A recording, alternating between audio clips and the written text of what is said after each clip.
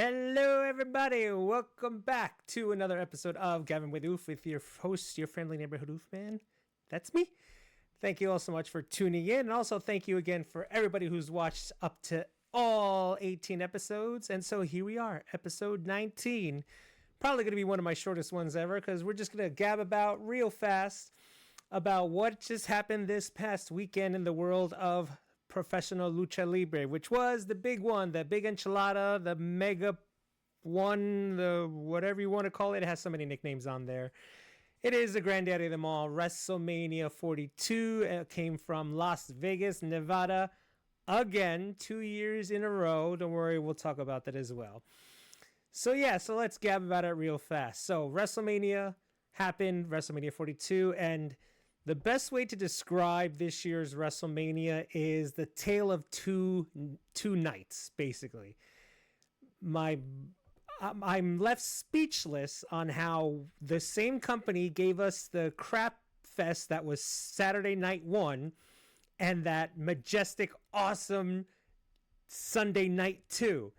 I cannot grasp it. It doesn't comprehend. No compute in my brain. How one company, like I said, Saturday night was just, and then Sunday night, whoa. How is this? It felt like two companies. There was two different shows, 2 different nights, and 2 different companies behind each night. But no, it was the same creative team from Saturday and Sunday. And again, Saturday was, Sunday was a mega rebound and a way better show. So not to break down every match, because I'm sure you all seen it and you've probably seen other people break them down. So not to bore everybody with the details and all that. So just real fast. So Saturday night 1, the match of the night was Rollins versus Gunther. That was the match of the night. And it was great. We got the return of Braun Breaker. Cool. He's going to feud with Seth coming out of this. Even better. And then on Sunday, night 2, the match of the night had to have been Oba versus Lesnar. It was less than 5 minutes, which is fine. You know, this is how Brock Lesnar does things. He does things kind of quick. But my fear was it was going to be a minute or 2, an F5, a dodge, a chokeslam. No, they went almost 5 minutes, and the right man went over. Oba Femi got the win against Brock Lesnar, and the shocker that is really what people are still talking about to this day, and we're going to be talking about it probably through SummerSlam and till if it's true. After the match, Brock Lesnar removed his wrestling boots, his gloves, basically signifying that he has retired from professional wrestling. Now, we don't know if this is true or not. On Raw last night, they really hyped it up. They did a package video on WWE Shop, of course. They have a shirt dedicated to Brock Lesnar, the career of him, 20 plus years in the company. So they are running with this whole thing of that he is gone. So, okay. Again, match was about not even 5 minutes, but again, that was fine for that match. So unfortunately, I have more bad things to say about the weekend than good things.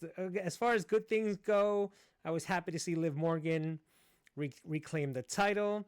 It was good to see Bianca Belair come back. She is pregnant with child, so it's going to be a long, long time until we see Bianca back in the ring.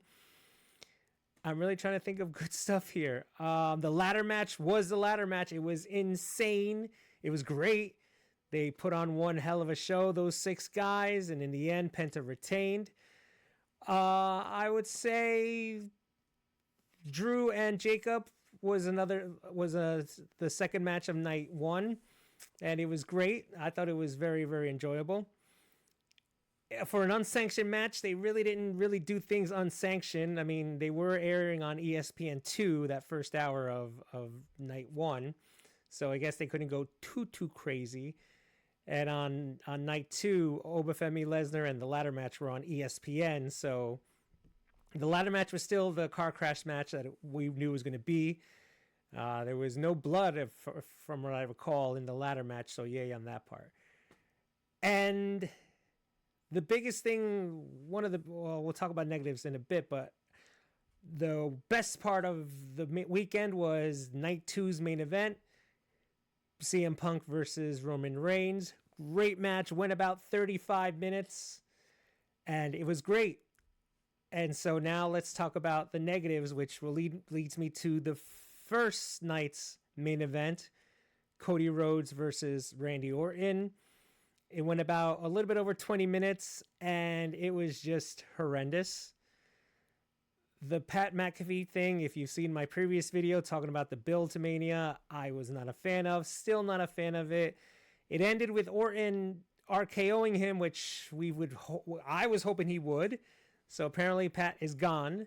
Cody did retain. So if we're believing the storyline, Pat McAfee did say if Cody doesn't lose and if Randy doesn't win, he's gone. So apparently he is gone. That tag match they've been promoting for Backlash of Cody Rhodes and Jelly Roll versus Randy Orton and Pat McAfee apparently is off the books.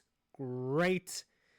Again, Pat was great as a commentator. He was good as a hype man. He's great, even though I don't watch it, but the clips I do see on ESPN on their YouTube page, he is for the college kids. Great. Stay there. He came to WWE as a commentator. He was just a little over the top for me. Again, if you like Pat McAfee, great. That's what's awesome about wrestling. That's also what's great about people's interests, people's hobbies, people's things that they're into. You can like and dislike things. I was never a fan of Pat McAfee. I couldn't stand him on commentary because he was just so over the top. People give Corey Graves crap, and I'm one of them. But Corey Graves he's insufferable, but not to the extent of Pat McAfee.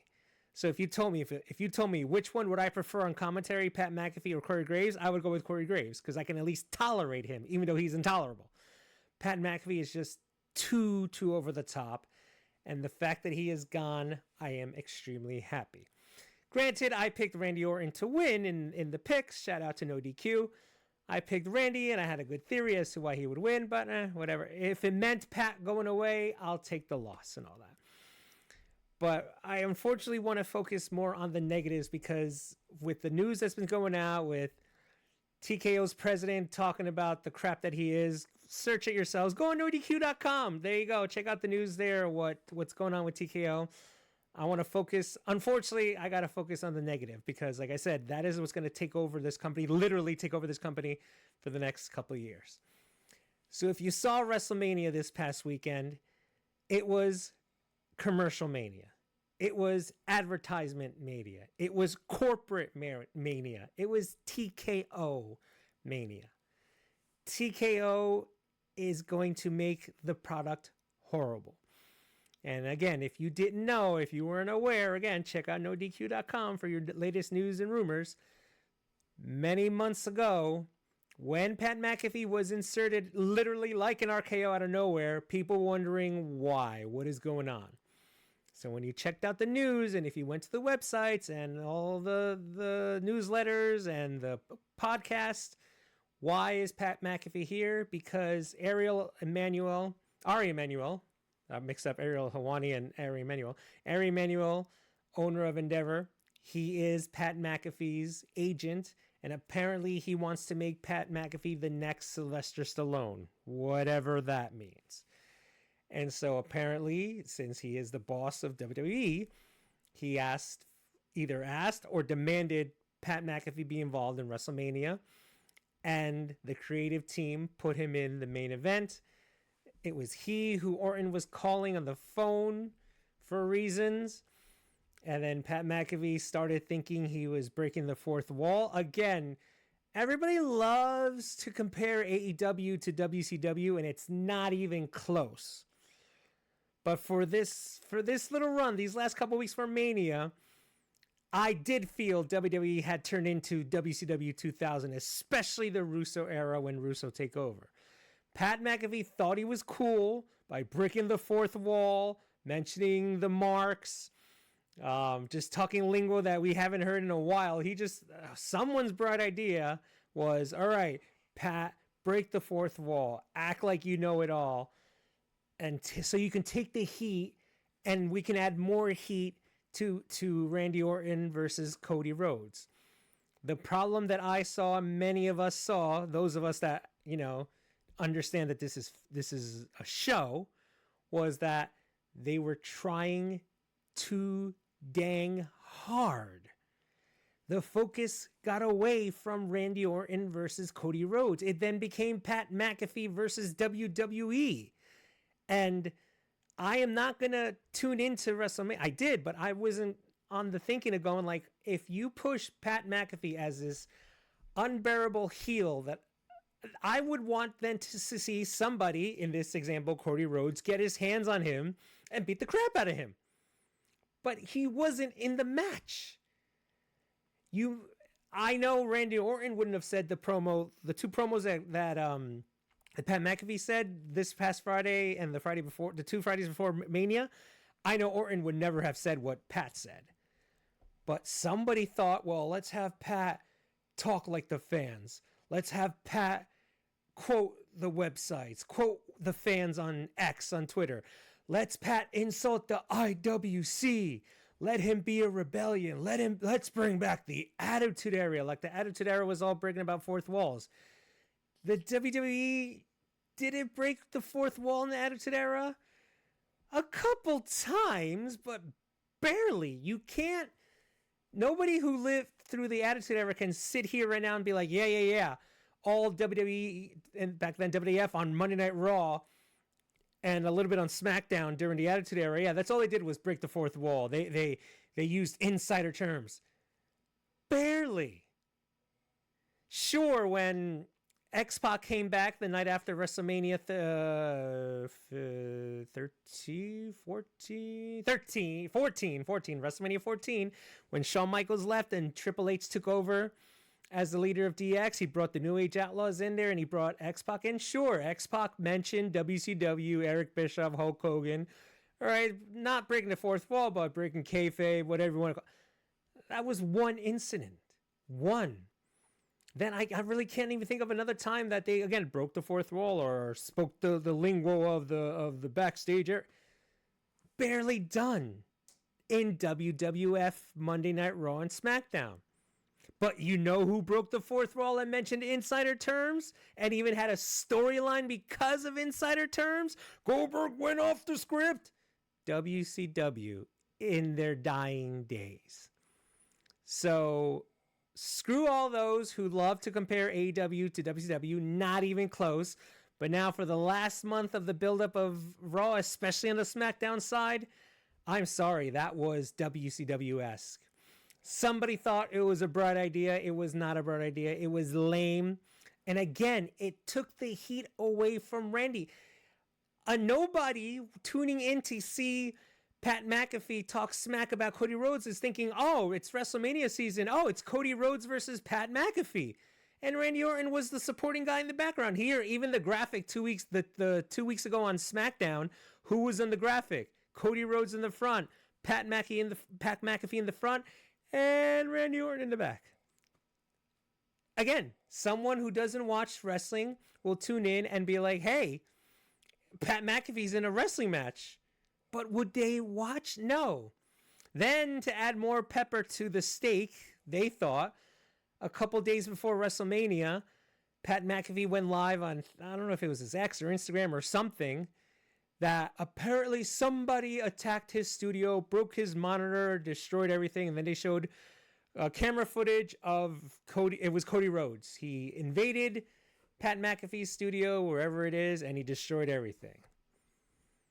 Again, trying to create heat where I think they should have just kept it one-on-one. Speaking of, that is what we had with Roman Reigns and CM Punk. Just two guys. The two wrestlers in the main event of night 2 for the World Heavyweight title.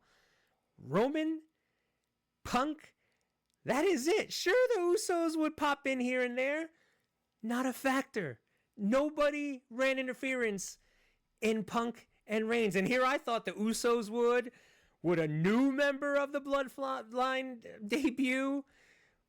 And the number one fear I had, because he went at it with him on the microphone with CM Punk, I swore Pat McAfee was going to show up Sunday night. Because if you remember, when he was in his mind putting down CM Punk and Cody Rhodes, he called Cody Rhodes a corporate kiss ass, basically.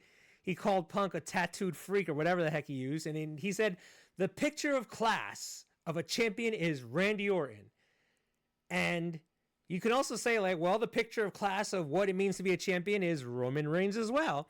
So my fear was, oh my God, they are going to have Pat McAfee interfere on night 2 as well as night 1. But they didn't. Thank you. Punk and Roman was about Punk and Roman. That is it. Again, I got scared when Punk addressed him two Raws before the final, the week before the Go Home Raw. He addressed Pat McAfee and the ticket sales and all that jazz, and I'm like, oh, they're gonna put Pat in there, aren't they? They didn't. And what did we get again on night 2? We got a great main event. People are saying it's one of the best ever. It was good. I'll give you that. Best ever? I don't know. It'll be my top 10. But after what we got on Saturday night blew Saturday miles away. So again, the negativity is, if you saw WrestleMania, the ads. Like 4 or 5 minute blocks of it. And then we go to Sunday night, night 2. They only had 6 matches on there.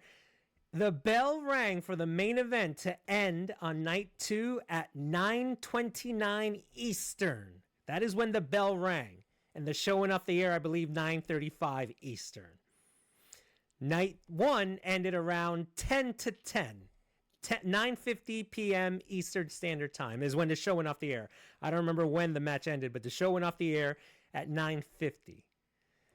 You're telling me we couldn't see Asuka versus Io Sky on night 2? 7 and 7 matches? But again, we had so much advertisements, and the ring was littered with advertisements. The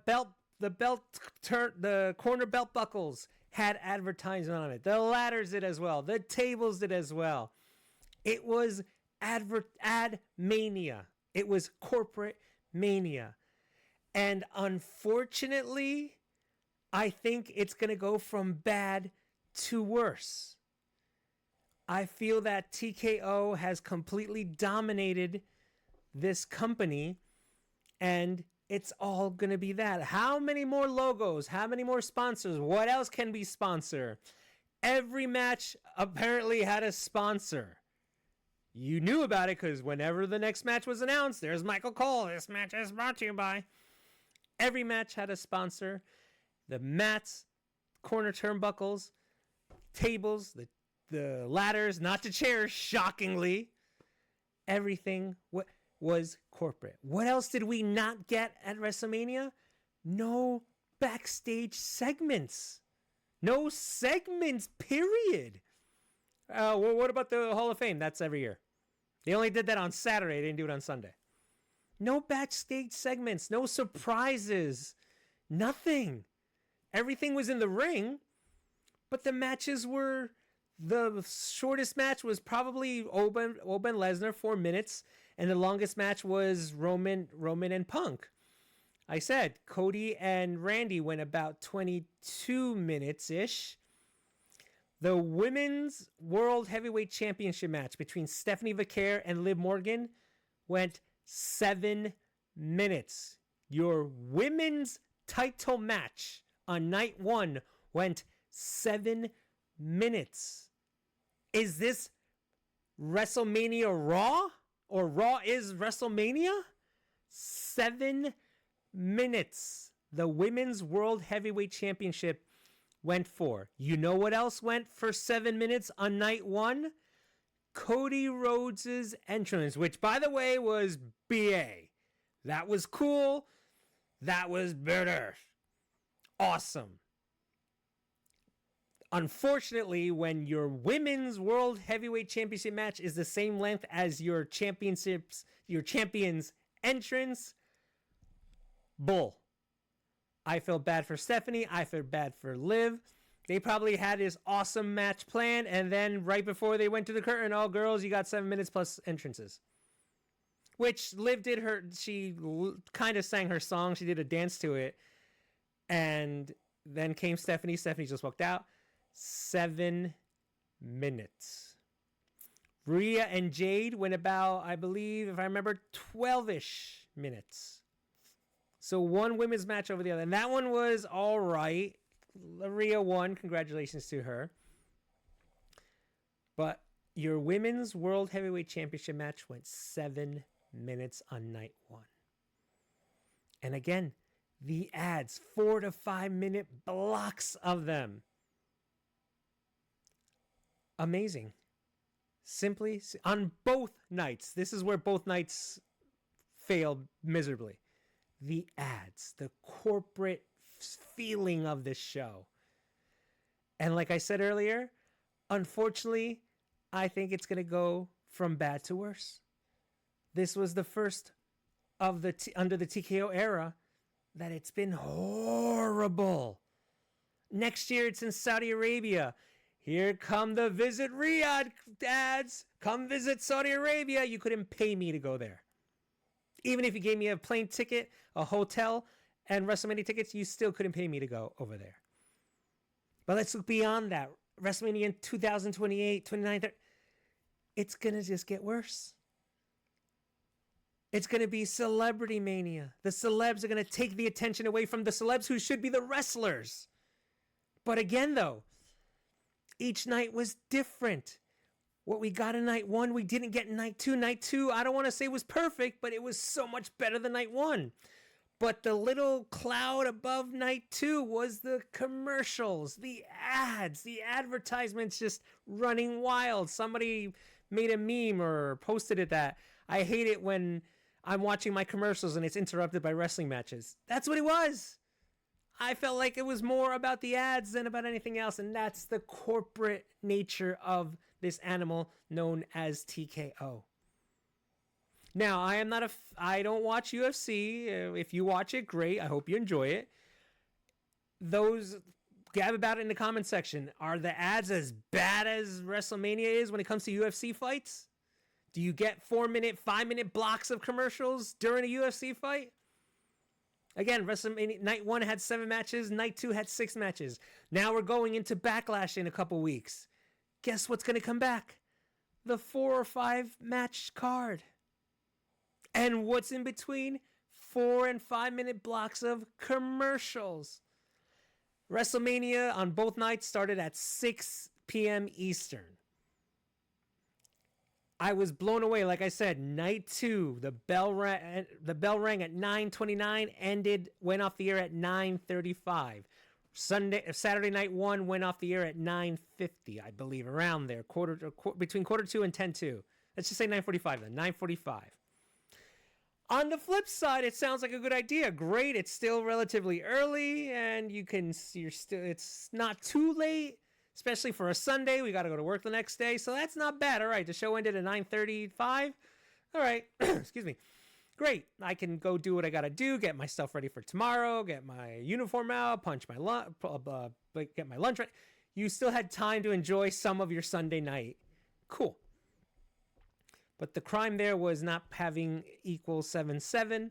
And again, even if you threw Asuka and Io there, if you gave them 10 minutes plus a 5-minute ad gap, so that's 15 minutes adding to 9:35, we are at 9:50. Again, they would have ended the exact same time, 9:50-ish, around there. Could have done it. But no. We had to have the Danhausen Cena skit with The Miz was probably, I think, longer than the women's match on night 1. I think it was longer than 7 minutes. You can tell me we couldn't have Asuka and Io on the match, on the card? The big surprise was Saturday night. Paige came back. Great. Good to see her again. Fantastic. Welcome home. But the frustrating part was the advertisements. The frustration is the corporate cloud that is over WWE. The WrestleManias of either our childhood, our teenage years, or our young adult years to people in my generation, those are over. They're done. We are not going to get those anymore unless there's a major overhaul, unless somebody from WWE steps up to the evil boss that is TKO. Will it happen? I don't know. Unfortunately, that's what someone said it, and I truly believe it. the WrestleMania from our era, again, whether it be you were, again, from my age, if the early 80s, midnight, the whole entire WrestleManias of the 90s, even to 2000, those WrestleManias are dead. This is the new WrestleMania. A corporate greed is what it is. And it takes away my enjoyment. Did I enjoy WrestleMania 42? Sort of. Was I entertained by it? That's the ultimate question. Yes, with the thumbs in the middle, though. Because the ad breaks just takes you out of it. And then you go from the commercial breaks, we're live here in Las Vegas, Nevada, into another ad break for something else. And then, back to the match. I don't know how it was sitting there. If anybody watching this went to WrestleMania this weekend, gab about it in the comment sections. How was it in between matches? Again, say what you want about AEW and how long their pay-per-views are. I agree. I went to Full Gear 2 years ago. Started at 8. I didn't leave there till I got out of the building, I believe, 1:45 in the morning. And I got home around 1:30 because I went to drop my friend off. Shout out to Joe. Say what you want about it. Are they too long? Yes. What could fix their problem? Maybe start them at 7 or even 6. And then you go to 6 to 10, 6 to 11, which is fine. But you see a match, you have a backstage segment, an interview, in-ring interview or something, more backstages, a package, video package to promote the next match, and then the next match begins. And it usually takes about a minute or two, tops maybe 3. But here we go. It's like, next match, here we go. Next match, all right, here we go. Not this mega pause. That were the ad breaks during WrestleMania this weekend. So like I said, I was mainly entertained, but if you ask for thumbs up, thumbs in the middle, thumbs in the bottom, I would go thumbs in the middle. Because this is the reality we're facing. This is the I hate to say this because it's used a lot, but I'm going to say it. This truly is indeed a new era in WWE that I don't like. This greed cloud that is hovering over WWE is here to stay. What will change? I don't know. What's it going to take? No idea either. The ticket prices for the tickets, will they get worse? Absolutely. I don't even know what the prices are for Saudi Mania, as we're calling it next year. So I'm looking to 2028, wherever it's going to be. The prices are just going to increase. And people are going to pay it. But I also don't think those people who are paying those ridiculous prices, I don't think you should complain. You know what you're getting yourself into. If you paid $17,000 for a front row seat at WrestleMania this past weekend, you should not complain. You cannot complain about the prices. You cannot complain about the product. I don't think you have permission to complain. You're paying for this greed of TKO. You're fueling them. Because the more people keep paying for these ridiculous prices for these tickets, you think TKO is going to stop? No. They're going to be like, oh, you paid $17K, all right? Now someone's going to pay $18K for WrestleMania in 2027. Or $20K. What's going to make TKO change if you, who are paying those crazy prices, keep paying for those tickets? They're just going to keep going. If you stop and don't pay for those tickets, then things will change. Not just me, many have been saying this for years. The power is in the fans. It truly is. Creative doesn't like it when WWE fans take over the storylines, like Daniel Bryan a couple years ago. That's the best one I can think of. The Rock a couple years ago. They hate it when we control the narrative. Because in WWE's philosophy, in their mind is, it's our product, it's our show, we present to you what we present to you and like it. You better deal with it. But they forget that they're basically in the crowd-pleasing business. And if the crowd don't like it, the crowd is going to poop on it. And again, the best example is Daniel Bryan and The Rock a couple years ago. They thankfully pulled a 180 and went another way. Great. But I think WWE hates giving fans the credit because they want the credit. And we all know where that came from. That was the previous administration. It's about them. It's about WWE. But there's nothing wrong with pivoting, because if something's going horribly wrong, pivot. Again, I'm the mark. I'm the big one of him. Bret and Lex Luger. Vince wanted Lex Luger to be his champion. Yokozuna beat the almighty Hulk Hogan, retired him out of the WWF that first time. We need a hero. We need another American hero. We're going back to that stuff again. And so 1 minute he was the narcissist. The next minute he's getting out of a helicopter with an American flag shirt, and he body slams Yokozuna, the good old Lex Express. And what happens? We get to SummerSlam, and he wins by DQ. Why? Because Vince thought, oh, no. We're going to crown Lex Luger at WrestleMania. He waited a whole year to do it. But what happened during that year? After SummerSlam 93, we're moving towards WrestleMania 10. What happened? The fans just didn't buy Luger anymore. Vince did everything to get the attention on Lex. He even did that. I don't know if it was before or after the Royal Rumble. They did that mock entrance where, I don't know if it was Lex or Vince, I don't remember, took the title from Yokozuna. Vince put the winged eagle around Lex Luger's waist. Lex Luger goes backstage, and Vince, they basically do a run through of an entrance of Lex Luger as WWF champion. Ladies and gentlemen, WWF champion Lex Luger. It was a couple cheers. But then the mega test. Again, I don't know if that was before or after the Rumble, but the Royal Rumble, 94.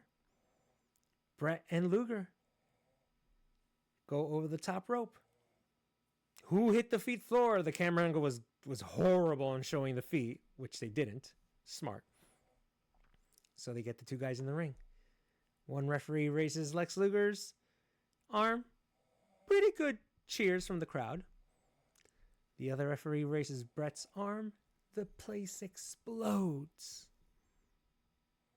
Because the people spoke. But back then, WWF's livelihood depended on what the people liked. Especially what they liked. And sure enough, we go to WrestleMania 10. Lex Luger loses his championship match. And the night ends with Bret Hart becoming the WWF champion one more time. Because the fans wanted it. But again, in the early 90s, they lived off of what the fans thought. For baby faces or heels, they didn't care about. For baby faces, they listened to the fans. Nowadays, they don't care. You're going to like what we're giving you, and you better like it. And if you complain, you're just an IWC idiot. You're a mark, according to Pat McAfee. So this is a rough WrestleMania.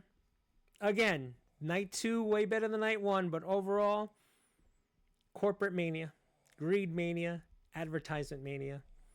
And will it get better after this? My fear is no, it will not.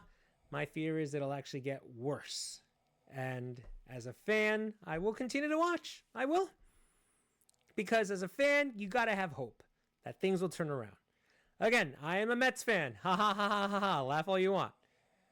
I have that little mustard seed size hope that the Mets will turn things around. One of these years, the Rangers will hold the cup again. One of these years, the Giants will hold Vince Lombardi up again. And one of these days, WWE will go back to how it was. But of all of my fandoms, that's the one my hope is on its deathbed. It's on life support. My hope for the WWE to get better and get out of this greed mania is on its deathbed, especially after this weekend. I feel it's going to go from bad to worse. It's not going to get better. We're just going to have to deal with it. Simple. This is the WrestleMania of the future. Ads, ads, ads. Little attention to the matches will get their attention and the hype on the road to WrestleMania, but come WrestleMania, it's all going to be about ads and celebrities kissing Hollywood's butt. It's not going to be about the wrestling anymore. The wrestling is just there. But, what celebrities are there? What celebrities are involved? What corporate sponsors are helping us put this show on? That's all it's going to be about. And it sucks. So I'm sorry this video is kind of depressing, but I had to put my 2 cents on what everybody's saying about WrestleMania. And that's what it is. So if you did watch this video, and you liked it, please hit that like button, hit the subscribe button, the bell notification for the next video. And so to end on a real positive note, because that was a horrible ending to the video. So to end on a positive note, as I said, this is episode 19. Episode 20 of Gabbin with Oof will be this Sunday night, live on YouTube. That is right. I am going live for the first time in the new era of, I hate that phrase, but I'm sorry. In the new era of my YouTube channel, Gabbin with Oof, episode 20 will be a live edition of Gabbin with Oof. I will be gabbing about the Michael movie. Yes, the Michael Jackson biopic comes out this week. I am going Thursday night and Saturday night to go see it. Thursday night, I'm going to walk in as the biggest Michael Jackson mark there is, and I'm just going to watch and enjoy the movie. Saturday night, I'm going to walk in and actually now pay attention to the movie. What is being said, who's in the screen and all that. So I'm going to be a giddy Michael fan on both nights, but more on the first night because I'm finally seeing the Michael Jackson biopic. That the trailers are just awesome. Jafar Jackson has been getting great reviews, and I can't wait now to see it myself. And then Saturday night, I will sit down, not with a pen and paper, but I'll be sitting down, watching and paying attention to the movie.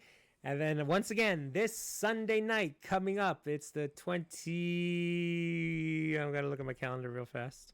I record live, baby. No edits on this end.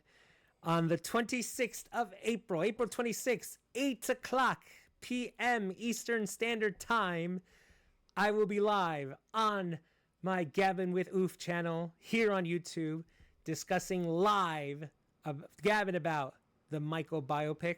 I was going to post like no spoilers, but it's Michael Jackson. I mean, if you know who he is, I'm not really going to say no spoilers, but I'm going to talk about the movie. I mean, again, I don't think I'm spoiling anything because everybody knows Michael's story just about. So, yeah, I guess there'll be spoilers, but I'm going to be talking about the movie. But when it's a biopic, what are you really ruining if you know the story of the guy? So, unless you have no idea who the heck Michael Jackson is, and first of all, I've been living on the rock all these years, but we all know who the king is, and we know who Michael is, so I'll talk about the movie. I won't get technical in describing it, but I'm just going to walk through the movie. And what I like, what I didn't like, what I got, what I didn't get, what could have been, what was edited, what I think was omitted, what should have been in the movie. And then the big question, will there be a sequel? And how much will the movie make? I'll probably have the numbers by Sunday. So again, thank you for watching episode 19. And this Sunday night, episode 20 of Gabbin with Oof will be live talking about the Michael movie here on the Oofman Entertainment YouTube channel. Again, thank you so much for watching. Again, sorry this video was a downer, but again, I'm talking the truth about WrestleMania. It's over with. Let us go on to the future.